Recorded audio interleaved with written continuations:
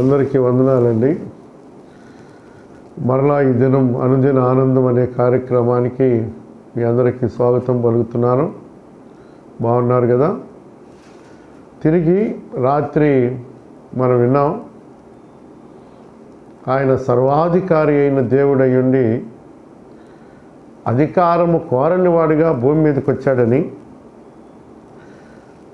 భూమి ఆయనది, ఆకాశం ఆయనది, 1000 కొండల మీద పశువులన్నీ ఆయనవి. అలాంటి దేవుడు అరశకేలు పన్ను కట్టడానికి కూడా ఆయన దగ్గర లేవు. ఎక్కడా ధనాన్ని ప్రేమించిన వాడు కాదని మనం చూసాం. ఇక మూడవది, ఆచారాల దగ్గర మనిషి పుట్టినప్పుడు ఆచారం, చనిపోయినప్పుడు ఆచారం, వివాహాల్లో ఆచారం, గృహప్రవేశాలప్పుడు ఆచారం, అవన్నీ తెచ్చిపుచ్చుకుంటున్నాం. ఆయన అన్నారు, ఈ ప్రజలు నన్ను పెదవులతో గనపరుస్తున్నారు, కానీ వారి హృదయము నాకు చాలా దూరంగా ఉంది. మనుషులు కల్పించిన పద్ధతులను దైవోపదేశములని బోధించుచు నన్ను వ్యర్థముగా ఆరాధిస్తున్నారు అని వాపోయారు ప్రభు. దేవుని సంఘములో ఆచారం ఏంటంటే, నువ్వు రక్షణ పొందడమే ఆచారం. రక్షణ పొందకుండా ఎంతకాలం ఉంటావు? ఎన్ని పండుగలు చేస్తావు? ఊగులాడుతున్న వృద్ధులను అడగండి మీరు. క్రిస్మస్ ఆనందం వాళ్ళల్లో కనపడుతుంటుంది, కానీ నిజమైన ఆనందం కనపడదు, వాళ్ళకి తెలియదు, చెప్పేవారు లేరు. వారికి సరిగ్గా నీవు రక్షణ పొందాలి అని చెప్పాలి. రక్షణ పొందడం ఆచారం, బాప్తీస సాక్ష్యం పొందడం ఆచారం, ప్రతి వారం ఆదివారం ప్రభు బల్లను, ప్రభురాత్రి సంస్కారంలో పాలు పంపులు పొందడం ఆచారం. వీటికి మించి ఇక ఆచారం లేదండి. వీటికి మించి ఆచారం ఎక్కడ కనపడదు. ఇక 4వ మాట మీకు జ్ఞాపకం చేస్తాను. 1, అధికారము కోరనివాడు, ధనం విషయంలో దూరంగా ఉన్నవాడు, ఆచారాలు అంటకుండా ఆయన జీవించాడు. గమనించాలి, ఆయన ఏ ఆచారాన్ని అంటుకోలేదు, వాటిల్లో పాలు పంపులు పొందలేదు. గుర్తుపెట్టుకోండి. ఇక 4వ మాట చెప్తాను. లూకాసు వార్త 11వ అధ్యాయం 27, 28 వచనాలు. ఆయన ఈ మాటలు చెప్పుచుండగా, నిన్ను మోసిన గర్భమును నీవు కుడిచిన స్తనములను ధన్యములైనవని కేకలు వేసి చెప్పగా చాలు. ఆయన ఓ జనసమూహానికి బోధిస్తున్నాడు. ఒక ఆమెకి బాగా నచ్చింది ఆయన బోధ. ఆ బోధ వింటూ, అయ్యా, నీవు కుడిచిన స్తనములను నిన్ను మోసిన గర్భమును ధన్యమైంది అందామె. ఆమెకెళ్ళి చూసి నవ్వుంటాడు ప్రభు. అమ్మా, మంచిదే, బాగానే చెప్పావు, బాగానే పొగుడుతున్నావు, కానీ నా మాట విని వాటి చొప్పున చేయువారు మరీ ధన్యులమ్మా అన్నారు. నా మాట వినకుండా నన్ను పొగుడుతున్నావే, అది అంత మంచిది కాదు. ఈరోజు మనిషికి పొగడ్త కావాలి. మీరు చూడండి, భార్య దగ్గర కూడా భలే వండేవే కూర అని అంటే చాలు, ఆమె భూమికి ఆకాశానికి మధ్యన ఉంటుంది. కూతురునో కొడుకునో అనండి, మీరు నా పిల్లలు కాబట్టిరా ఇంత ఆధిక్యత సంపాదించారు అనండి, వాళ్ళు ఎంత పొంగిపోతుంటారో. కానీ పొగడ్తలు నీ జీవితానికి అంత మేలేమి చేయవు. నిన్ను మనుషులు పొగుడుతారు నీ అవసరాన్ని తీసుకోవడానికి. నీ దగ్గర ఏదైనా ఉంటే దాన్ని వారు అవసరం కొద్దీ నేను పొగిడి, అన్నా మీరు అలాంటి వాళ్ళు ఇలాంటి వాళ్ళన్నా, మీరు అక్కడ చేశారన్నా, ఎంత గొప్ప కార్యాలు చేశారు, మొన్న సైక్లోన్ వచ్చినప్పుడు మీరు చేసిన పనులు అబ్బా అందరూ ఇలా అంటున్నారన్నా అంటే ఆయన అప్పుడేం చేశాడో కానీ ఇప్పుడు కూడా ఈ పొగిడేవాడికి ఎంతో కొంత ఇచ్చి పంపుతాడు. చాలామంది పొగడ్తలు నేర్చుకున్నారు. కొంతమందికి ప్రసంగం చేస్తున్నంతసేపు నన్ను ఎవరైనా చూస్తున్నారా, ఒకసారి దిగి కిందకి రాగానే భలే చెప్పారన్నా మీరు అని కనుక చేయి పట్టుకోండి, అబ్బా వాళ్ళు ఎంత పైకి వెళ్ళిపోతారో ఆ పొగిన వాళ్ళతో పరిచయాలు పెట్టుకుంటారు. ఆయన నన్ను బాగా పొగిడాడు కనుక. దేవుని బిడ్డలారా, ఈ పొగడ్తలన్నిటికీ నా ప్రభు దూరమే. కుష్ఠరోగిని బాగు చేసినప్పుడు ఎంత పొగడాలి, రక్తస్రావ రోగిని బాగు చేసినప్పుడు ఎంత పొగడాలి, లాజరును బ్రతికించినప్పుడు ఎంత పొగడాలి ఆయన్ని. ఆయన పొగిడించుకోవటానికి రాల. మెప్పు ఆయనకు పనికిరాదు. నీవు నేను కూడా అలాగ ఉండాలి. ఒక దైవజనుడు బోధ చేసి కిందకు వస్తూ ఉంటే ఒక ఆయన అన్నారట, మీరు భలే చెప్పారు బ్రదర్ అన్నాడట. ఆయన అన్నాడట, ఆ సంగతి నాకు స్టేజ్ మీద సాతానే చెప్పాడు అన్నాడట. వాడు మళ్ళా కిందకు వచ్చి నీ ద్వారా చెప్తున్నాడు, పొగిడేది ఎవరంటే సాతాను. కాబట్టి ఒక మాట ఉంది చూడండి, లోకాసు వార్త 6వ అధ్యాయం 26వ వచనంలో అంటాడు, మనుషులు మిమ్మును పొగుడునప్పుడు మీకు శ్రమ. జాగ్రత్త. మనిషి నిన్ను పొగుడుతున్నాడంటే నీకు శ్రమ రాబోతుందన్నమాట. ఎవరినైనా పొగడ్త దగ్గర దూరంగా ఉందాం. పొగడ్త దగ్గర దాన్ని విడిచిపెడదాం. మనుషులు మిమ్మల్ని పొగుడునప్పుడు మీకు శ్రమ. 4వది, పొగడ్త దగ్గర నా ప్రభు చాలా దూరంగా ఉన్నాడు. అమ్మా, నా మాట విని వాటి చొప్పున చేయువారు మరీ ధన్యులమ్మా అన్నారు. ఆయన మాట వినడానికి మీరు సిద్ధంగా ఉండాలి. ఇక 5వ మాట, యేసు ప్రభు జన్మించినాక ఆయన అధికారానికి దూరంగా ఉన్నాడు, డబ్బు విషయంలో దూరంగా ఉన్నాడు, ఆచారాల విషయంలో దూరంగా ఉన్నాడు, మనుషుల పొగడ్త దగ్గర కూడా దూరంగా ఉన్నాడు. ఇక 5వ మాట చెప్తాను. యోహాను సువార్త 4వ అధ్యాయం 27వ వచనం. యోహాను సువార్త 4వ అధ్యాయం 27వ వచనం. ఇంతలో ఆయన శిష్యులు వచ్చి నీకేమి కావాలని అయినను, ఆమెతో ఎందుకు మాట్లాడుచున్నావని అయినను ఎవడునూ అడగలేదు. ఇది సమరయ స్త్రీని గురించి రాయబడిన మాట. యవనస్తురాలు, పాపాత్మురాలు, అప్పటికే 5 ఇంటి పేర్లు మార్చేసింది. ఇప్పుడు ఉన్నవాడు కూడా ఆమె వాడు కాడు. ఇలాంటి స్త్రీ మధ్యాహ్నం పూట, మిట్ట మధ్యాహ్నం ఆ రోడ్డు మీద ఉన్న ఆ ఊరిలో ఉన్న బావి దగ్గరకు వచ్చింది. ప్రభువుకు ముందే తెలుసు ఒక వ్యక్తిని ఆయన దర్శించబోతున్నాడు అంటే ముందుగానే అక్కడ ఉంటాడు.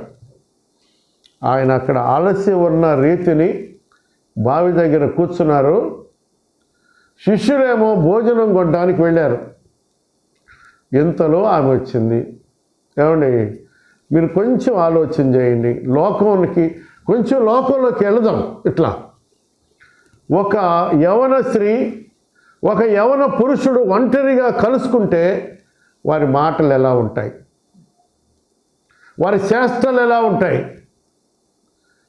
వారు ఎలాంటి పరిధిలో ఉంటారు అని ఆలోచిస్తే, ఈమె యవనస్తురాలు. నా ప్రభు యవన కాలంలో ఉన్నాడు, 33 సంవత్సరాలు. ఆయన అన్నారు, అమ్మా నాకు దాహానికి కొంచెం నీళ్ళు ఇస్తావా? ఆమె వ్యంగ్యంగా మాట్లాడింది. అలా చూస్తూ, యూదుడు అయిన నీవు సమరయ స్త్రీనైన నన్ను దాహమునకి ఎలా అడుగుతున్నావు? యూదులు సమరయులతో సాంగత్యం చేయరు కదా. అంటే నేను ఇట్లా అంటాను, అబ్బో మీ కులం వేరు మా కులం వేరు కదా, మేమిచ్చే నీళ్లు తాగుతారేంటి మీరు, అబ్బా. అప్పుడు వారి సంభాషణ ప్రారంభమైంది. దేవుని దగ్గరికి తీసుకొచ్చాడు. ఆమె అంది, నువ్వు నీళ్లు తోడుకోవడానికి నీ దగ్గర ఏమీ లేదే. ఆయన తోడతాడు. ఆమె హృదయంలోకి బకెట్ వేస్తున్నాడు. నువ్విచ్చే నీళ్లు తాగువాడు ఎప్పుడు దప్పికొంటాడు, నేనిచ్చే నీళ్లు తాగువాడు ఎప్పుడు దప్పికొనడు. అలాగైతే ఇంత దూరం రాకుండా ఉన్నట్లు ఆ నీళ్లు నాకు ఇయ్యవా అందామె. ఇస్తాను, కానీ నువ్వు వెళ్ళి నీ భర్తను పిలుచుకొని రా. మొట్టమొదట ఆ బకెట్ వేశాడు ఆ హృదయంలోకి. నీళ్లు తోడబోతున్నాడు, ఇక నీ భర్తను పిలుచుకొని రా. కంగారైంది, నాకు భర్త లేడు అంది. ఆయన అన్నాడు, ఇప్పుడు నీకు 5 భర్తలు ఉన్నారు, ఇప్పుడు ఉన్నవాడు కూడా నీవాడు కాదు అన్నాడు. వెంటనే ఆయన ముఖం చూసింది. 103వ కీర్తనలో ఒక మాట ఉంటుంది, ఆయన ముఖ కాంతిలో మన రహస్య పాపములు కనబడుతున్నాయి అని. వెంటనే చేతిలో కుండను జార విడిచింది. తను పాపినని గ్రహించింది. వచ్చిన ఆయన పరిశుద్ధుడని గ్రహించింది. మెస్సయ్య వస్తాడన్న సంగతి వాళ్ళకు తెలుసు. ఊరిలోకి పరిగెత్తుకొని వెళ్ళింది. అందరికీ చెప్పింది, ఓ అక్క, ఓ చెల్లి, ఓ అన్న, మనం ఎదురు చూస్తున్నామే మెస్సయ్య వస్తాడని. ఆయన వచ్చేసాడయ్యా మన ఊరు, నేను ఆయనతో కూడా మాట్లాడాను అంది. ఆమె వెంటనే ఆ కొండను అక్కడ విడిచిపెట్టింది. 28వ వచనంలో, కొండ విడిచిపెట్టి వెళ్ళి ఊరిలోకి వెళ్ళి అందరికీ చెప్పింది. ఈ రోజున చాలామంది స్త్రీ శోధనను జయించలేకపోతున్నారు. స్త్రీ దగ్గర నా ప్రభు నిందారహితుడిగా ఉన్నాడు. అద్భుతమైన దైవత్వాన్ని, అద్భుతమైన వ్యక్తిత్వాన్ని అక్కడ ఆయన ప్రదర్శించారు. ఎందుకో చెప్పనా? హెబ్రీ గ్రంథకర్త ఒక మాట రాస్తాడు, 4వ అధ్యాయం 15వ వచనం. మన ప్రధాన యాజకుడు మన బలహీనతల యందు మనతో సహా అనుభవం లేనివాడు కాడు గాని సమస్త విషయములలో మన వలనే శోధించబడినను. ఆయన ఎలా ఉన్నాడు అంటే పాపము లేనివాడుగా ఉన్నాడు. మన వలనే శోధించబడ్డాడు. సాతాను చేత అరణ్యములో ఆహార విషయంలో శోధించబడ్డాడు, రాజ్య విషయంలో శోధించబడ్డాడు, అధికార విషయంలో శోధించబడ్డాడు. ఇక్కడ కూడా భయంకరమైన శోధనను నా ప్రభు జయించాడు. నువ్వు జయించగలవా? మనం జయించగలమా ఈ శోధన? ప్రియమైన వారలారా, జ్ఞాపకం చేసుకోండి, నా ప్రభు స్త్రీ దగ్గర నిందారహితుడిగా ఉన్నాడు. ఆయన సమస్త విషయములలో మనవలే శోధించబడినను పాపము లేనివాడుగా ఉండెను. ఆయన ప్రపంచానికి 2 ప్రశ్నలు వేశాడు. ఒకటి, లోకా 8వ అధ్యాయం 46వ వచనంలో నాలో పాపం ఉన్నదని మీలో ఎవడు స్థాపించును అన్నాడు. రెండవది 8వ అధ్యాయం యోహాను 7లో మీలో పాపము లేనివాడు ఎవడు అన్నారు. ఎంత గొప్ప దేవుడు నీ కొరకు నా కొరకు సింహాసనాన్ని విడిచిపెట్టాడు. తండ్రితో ఉండే భాగ్యం విడిచిపెట్టాడు. దేవదూతల స్తుతులు విడిచిపెట్టాడు. ఆయన మానవుడిగా భూమి మీదకి వచ్చి ఆయన దేవుడు మనిషి అయ్యాడు. ఫిలిప్పీ పత్రిక 2వ అధ్యాయం 6, 7 వచనాలు దయచేసి చూడండి. ఫిలిప్పీ పత్రిక 2వ అధ్యాయం 6, 7 వచనాలు. ఆయన దేవుని స్వరూపము కలిగిన వాడై ఉండి దేవునితో సమానముగా ఉండుట విడిచిపెట్టకూడని భాగ్యమని ఎంచుకోలేదు, కానీ మనుషుల పోలికగా పుట్టి దాసుని స్వరూపము ధరించి తను తానే రిక్తునిగా చేసుకున్నాడు. ఏమీ లేనివాడుగా అయిపోయాడు. అన్నీ ఉన్నవాడు ఏమీ లేనివాడై నీ కొరకు నా కొరకు భూమి మీదకి వచ్చాడు. అన్నీ ఉన్నవాడు, అన్నిటినీ మనకివ్వడానికి ఆయన మన కొరకు ఏమీ లేనివాడుగా అయిపోయాడు. దేవుడు మనిషి అయ్యాడు. హెబ్రీ పత్రిక 2వ అధ్యాయం 7వ వచనంలో దూతలను చేసిన వాడు వాటికంటే తక్కువ వాడైపోయాడు. దూతలను చేసిన దేవుడు దేవదూతల కంటే తక్కువ వాడైపోయాడు. 2వ కొరింథీ పత్రిక 5వ అధ్యాయం 21వ వచనం మీరు మన ప్రభు అయిన యేసుక్రీస్తు కృపను ఎరుగుదురు కదా. మనము ఆయన యందు దేవుని నీతి అగునట్లు. చూడండి, మన కోసం ఆయన ఏం చేశాడట? అంత కృప కలిగిన దేవుడే మన కోసం ఆయన కుమారుణ్ణి పాపముగా చేశాడట. పాపిగా కాదు, మనందరి పాపం ఆయన మీద పోయబడింది. మనందరి దోషం ఆయన మీద పోయబడింది. మనందరి నిమిత్తం ఆయన పాపముగా చేయబడ్డాడు. 2వ కొరింథీ పత్రిక 8వ అధ్యాయం 9వ వచనం మీరు మన ప్రభు అయిన యేసుక్రీస్తు కృపను ఎరుగుదురు కదా. ఆయన ధనవంతుడై ఉండి మీరు తన దారిద్ర్యం వలన ధనవంతులు కావాలని మీ నిమిత్తమే దరిద్రుడయ్యాడు. నా నిమిత్తం ఎందుకు అయ్యాడు అంటావా? ఏనాడైతే ఆదాము ఏదెనులో దేవుని మాటను తిరస్కరించి బయటకు వచ్చాడో ఆ దినానే అన్నీ శపించబడ్డాయి. ఆదామును శపించలా దేవుడు, సమస్తాన్ని శపించాడు. ఆ కారణాన శాపగ్రస్తమైనటువంటి మానవుణ్ణి తిరిగి ఆశీర్వాదానికి కారకునిగా చేయడానికే ధనవంతుడైన దేవుడు ఆయనకున్నవన్నీ మనకిచ్చి ఆయన ఏమయ్యారంటే దరిద్రుడిగా మారిపోయాడు. మత్తయి సువార్త 27వ అధ్యాయం, మత్తయి సువార్త 27వ అధ్యాయం 11వ వచనం. యేసు అధిపతి ఎదుట నిలిచెను. అప్పుడు అధిపతి యూదుల రాజు నీవేనా అని ఆయన అడిగ్గా యేసు అతన్ని చూచి నీవన్నట్టే అనెను.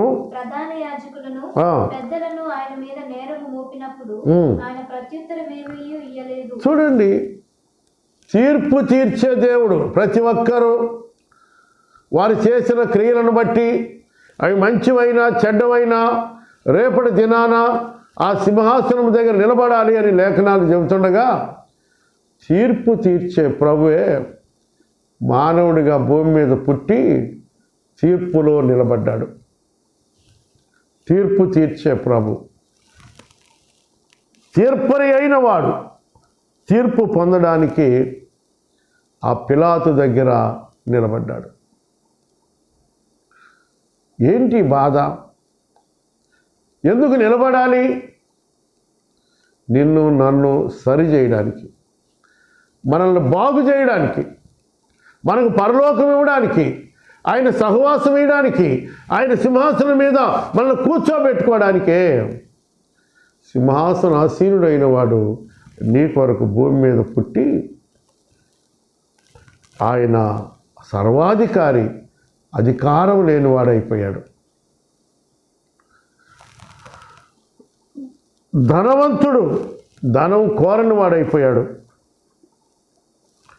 దేవదూతల పొగడ్తల దగ్గర ఉండేవాడు భూమి మీద, నాకు పొగడితే వద్దు అన్నాడు. భూమి మీద ఆచారాలను ఖండించాడు. స్త్రీ యొద్ద నిందారహితుడిగా ఉన్నాడు.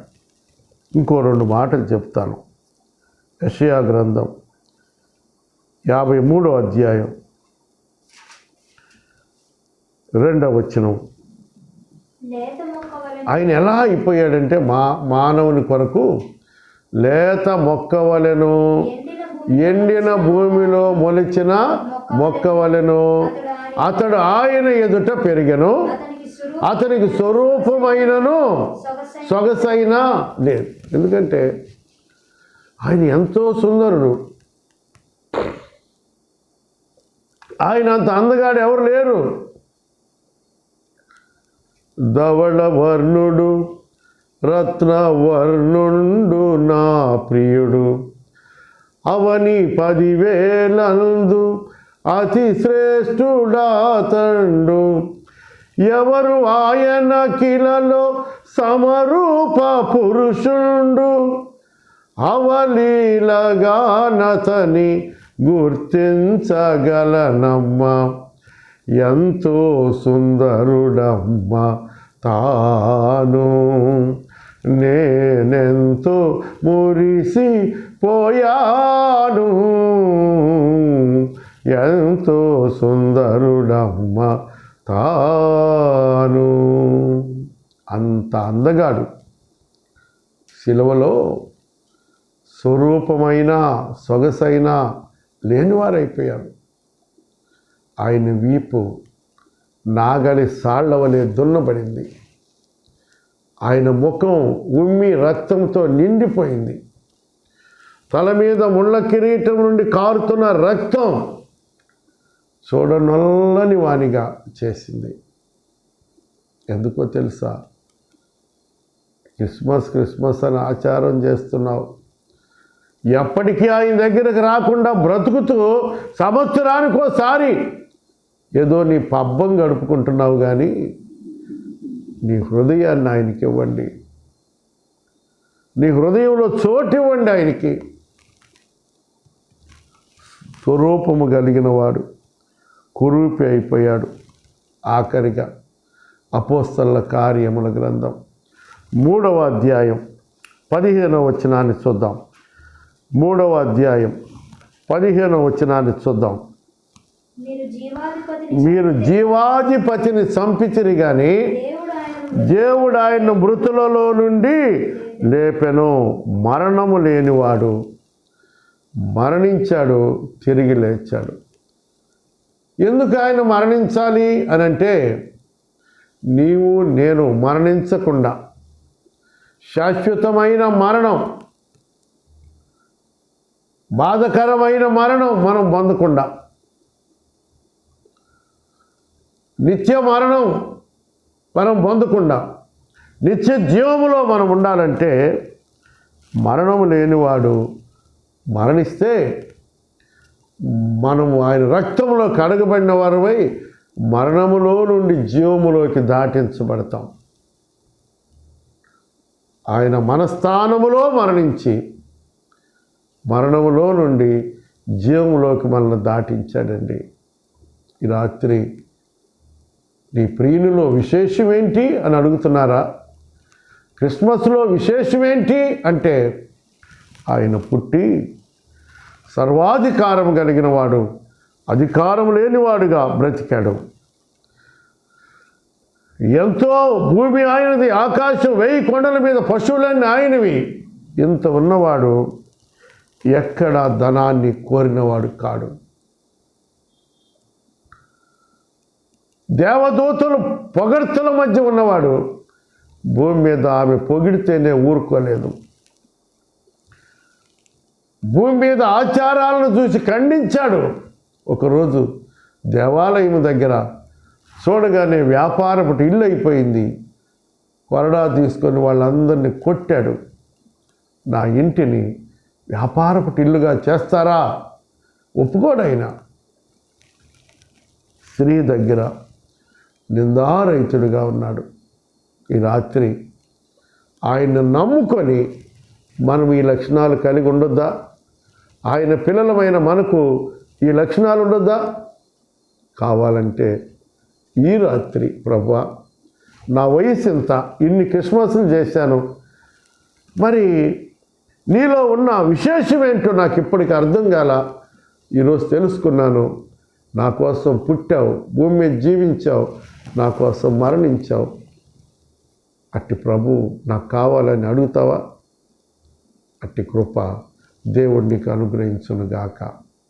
తండ్రి, ఈ రాత్రి కూడా విస్తరించి మాట్లాడిన ప్రతి మాట మీ బిడ్డలు విని మీ కొరకు జీవించటం కొరకు సహాయపడు. యేసు నామమున ప్రార్థిస్తున్నాము తండ్రి. ఆమేన్. అందరికీ వందనాలండి.